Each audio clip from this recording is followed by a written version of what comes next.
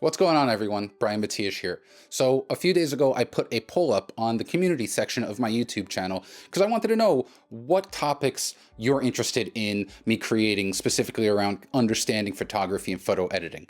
And at the time, the #1 response so far was learning more about the tone curve. So that's what this video is about. We're going to take a closer look at the tone curve using Adobe Lightroom Classic CC.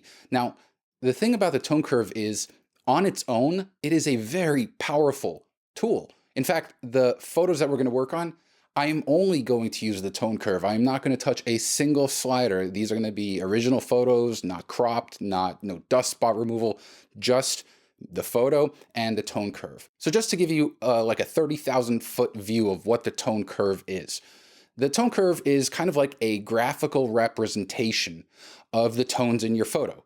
So that's basically from the black point, which is pure black in your photo, to the white point, which is pure white. And in between, you've got your shadows, your midtones, and your highlights. And so what the tone curve allows you to do is manipulate the brightness or the darkness in those regions. Now, it's not really having to do with color per se, but it kind of is. So it'll be a lot easier. It'll make more sense when we're in front of the computer. Now, one of the most common applications that I've seen people use their tone curve for is to make an S-curve. So an S-curve, again, we'll see that in a minute, will add contrast to your photo. And a common question is, well, why don't I just use the contrast slider? Well, there are actually several reasons for that. The contrast slider is a global slider, meaning when you drag it, it's adding contrast at a certain interval to the entire photo. With a tone curve, you can control granular effects in the shadows, midtones, and highlights, as well as the white and black point. So yes, you are adding contrast, but instead of adding contrast across the board, you can say maybe add a little bit more of a contrast effect in the highlights and maybe dial it back a little bit in the shadows and maybe boost it a tiny bit in the midtones. So that is one major benefit if you're working with contrast, to use the tone curve over the contrast slider. The other key difference that I found between using the contrast slider and the tone curve is that the contrast slider is primarily additive, meaning when you drag that contrast slider over to the right, you're adding contrast. And yeah, if you drag it to the left, it kind of flattens the image, but with the tone curve, you can actually adjust the position of the black and the white point. And that's actually removing contrast. You can actually brighten your black point and you can darken your white point. That's not something you can do with the contrast slider. So again, you can kind of get similar results, but for me, I'd rather use a tool that gives me the most control, because from there, once I have that granular control, I can really dial in the look, as opposed to just using one slider. So with that, I want to jump over to the computer. I have specific photos that I selected to illustrate how you can use the tone curve. And similar to the video I did a few weeks ago, my favorite Lightroom hidden tools, where we kind of started basic and then we would build, that's what we're going to do here. We're going to start with the very basic use of a tone curve. Then we'll use the basic use of a tone curve plus one additional thing, then basic, then two additional things.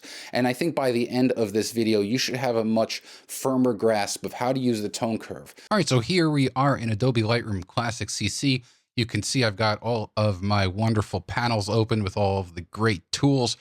But like I said, we're only going to be using tone curve.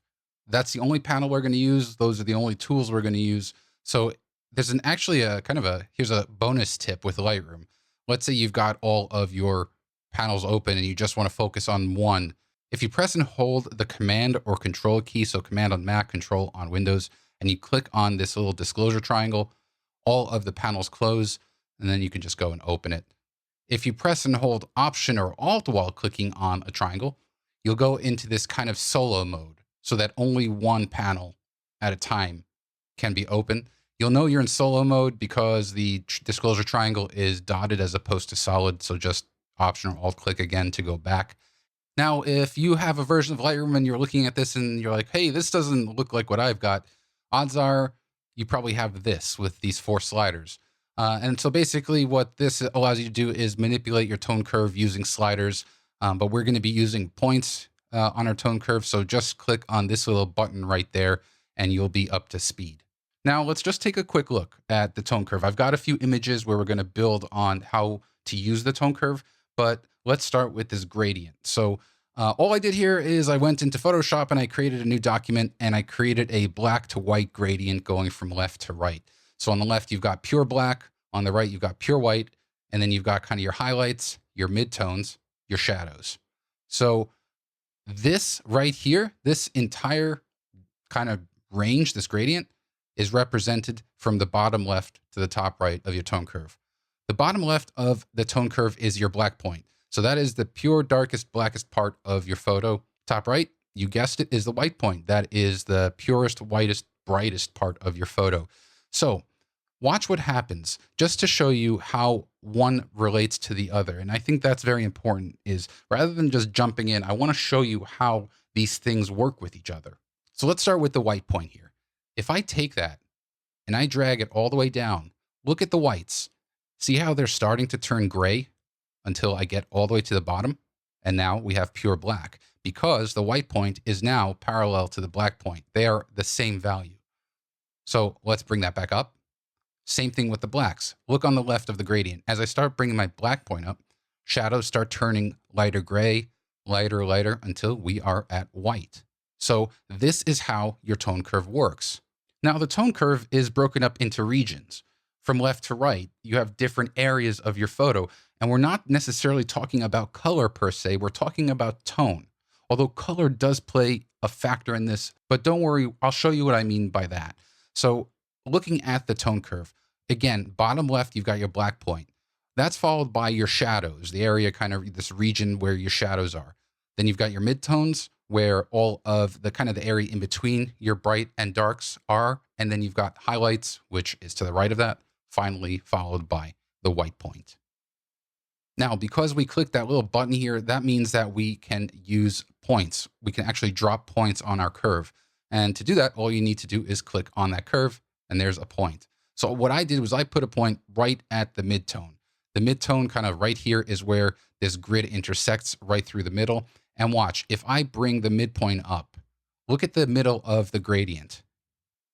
See how only the midtones are getting brighter? Now I did this to show one thing. See that dotted line going from the black point to the white point? That represents kind of your neutral tone. That is essentially the tone curve flattened from the pure black to the pure white. That's the path. And if you have a point on your curve that you want to get rid of, you can just double click on it to get rid of it. If you have, say, multiple points and you just want to get rid of them altogether, you can right click and select flatten curve, and that'll bring you back. You might also see here that there is RGB. That stands for red, green, and blue. Red, green, and blue are the primary colors for displays, computer displays and phones and stuff. And the reason why that is because every color that you can see on a display is made up of some combination of red, green, and blue. So that's why they're there. So let's say I go to blue. You'll see here now that it's not necessarily that I'm adjusting blue, but what I am doing is I'm either going to add blue in the particular range. So here again, highlights, or I'm going to remove blue. So what happens if you remove blue, for example? Well, if you're removing blue, what you're left with is a combination of your two other colors. So in this case, it's red and green. If I get rid of this point and I go to our red channel and I remove red from the highlights again, it gives me a combination of what's left, which is green and blue, which you can see here in that highlight area. Trust me, listen, I know that this stuff can be confusing. It was very confusing to me when I first started, and it was even doubly confusing to me because I'm red-green colorblind, but it makes sense. Watch this video a few times if you have to, experiment with your own photos, and you'll see what I mean. If you're going below that dotted line, you're removing whatever is in that region. If you're removing red, you're going to be left with green and blue. If you remove blue, you'll be left with red and green. So you're always going to have one combination or another of either all of your primary colors, and that's the case if you're using RGB, or some of them if you're on a particular color value of those three primary colors. All right, let's move to a photo, because I think a photo, working with photos here, will give you a really clear idea. So again, just to prove here, I'm going to hit reset. This photo is straight out of camera. I took it in Tokyo, outside of our little Airbnb. And so with this photo, we're going to do kind of intro to tone curves, like 101. We're going to use an S curve. And the reason why is I mentioned S-curves are probably the most common applications of the tone curve because it adds contrast in a very granular way. You have a lot more control over that as opposed to the contrast slider. So this is how I create an S-curve. There are many ways to do this, experiment, but this is the one that I use. An S-curve requires, in my case, 3 dots. I start by putting a dot right in the center for the midpoints. I put one here at the intersection for the highlights, and then I put one more at the intersection for the shadows. So now we've got these 3 dots along with the black point and the white point. And so as you can imagine, an S-curve is taking the highlights, and I'm going to open that up just a bit, and you can see how the highlights are getting brighter because we're on RGB, so it's affecting all the colors simultaneously. Then I'm going to take the shadows, and I'm going to bring them down. And that's going to make the shadow areas darker and richer. And then I can take the midtones, and I can kind of brighten them up just a little bit. So now watch, just by that little manipulation, if I turn off tone curve, look at the change. Just look how much of an impact it has on the photo. And even if that was it, that would make tone curve super powerful, but there's actually a lot more that you can do. One of the kind of secondary, as far as common things that I see people do, and I do this a lot myself, is if you want to add a little bit of a vintagey look in your photo, kind of give it a worn, old-timey feel, a lot of people will take the black point and redefine it, meaning instead of having it as pure black, you can brighten it by adding gray. So look over here in the image. As I go further up, you see how the blacks are turning kind of gray? And you don't want to go too far because then you get to this area here. You really want to be selective with how you use that. You can also further kind of create a very flat looking image by taking the white point. Now, for the white point, look at the top of this bus. As I bring it down, I'm bringing gray.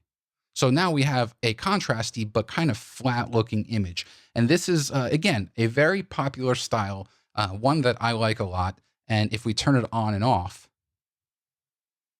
just a huge difference. All right, so that's kind of very basic tone curve 101. If you do this just on its own, you should see some really positive results, but there's actually a lot more that you can do. So let's move on to the next photo. So here, photo of a waterfall. Let's start out just like before. We'll add kind of 3 dots here. And don't worry about the kind of absolute precision. I just kind of like eyeball it and put it over there where they land. And just like before, what we're going to do is we're going to open the highlights just a bit. Let's darken the shadows just a bit and open up the midtones just a bit. And just like before, after, much richer photo, right? So the other thing we're going to do is to further reinforce the lesson, let's add a little bit of gray into the shadows. And this photo here really illustrates what, the impact, the effect of adding gray to the shadows. It gives it kind of that vintagey look, which I think is great. I really love it. Now, moving on to tone curves 201, we're going to work with the RGB, which we just did. And now we're going to work with an additional tone curve on one of the primary color channels. So in this case here, let's go ahead and we're going to drop down and select green. So notice how the tone curve is flat. If we go back to RGB, we still have our edits here. You can independently adjust each of the 3 primary colors on top of the combination of them. So it's, again, just so powerful. Now, let's say I wanted to add some green to the shadows, just to the shadows. I just want to make the shadows a little greener to really reinforce that verdant kind of foresty look. So we could go ahead and drop a pin over here kind of in the shadow area, or I want to show you this tool right here. It's a target adjustment tool. You'll find this also on the HSL, the hue, saturation, luminance panel. And what I can do is look at the tone curve here as I move around. Basically, wherever that target adjustment tool lands, it'll show you what the corresponding region is. So here, right there, that is kind of the dark, really dark shadow area. So if I click and drag upward, just to pronounce it, like you see how in the dark areas, we're getting shadows, but because the curve is going up above our demilitarized zone across multiple regions, we're also getting it affecting the midtones and the highlights, which we don't want. So first things first, let's go ahead here. I'm going to drop that down just a tiny bit because it's too strong. Now, I don't want the greens affecting the midtones or the highlights, which is where the water is. So all I need to do is drop a pin and bring that down to our demilitarized zone. I like that I'm calling it demilitarized zone. So you can see, look, we've restored that original color. We've effectively brought the tone neutral for the green channel. I think, so does that make sense? Because again, look, all we're doing is we are adding green. Remember, anything above the broken line adds, anything below it removes. We are in the green channel, so anything above the broken line will add green. And we're only adding green in this section here.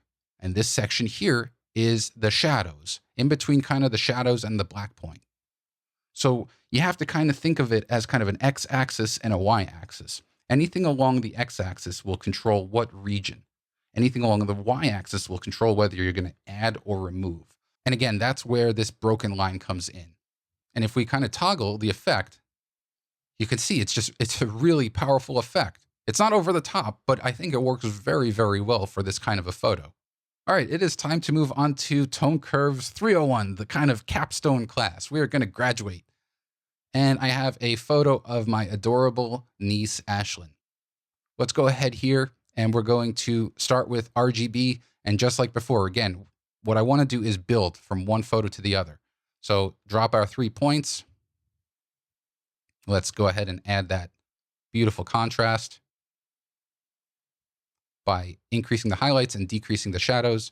Midtones got a bit too rich, so we're going to open those up a little bit right around there. And then let's go ahead and add a little bit of gray. And what I'm doing is I'm looking over here, kind of in the shadows of the jeans. There we go. Really nice vintage look. Just before, after.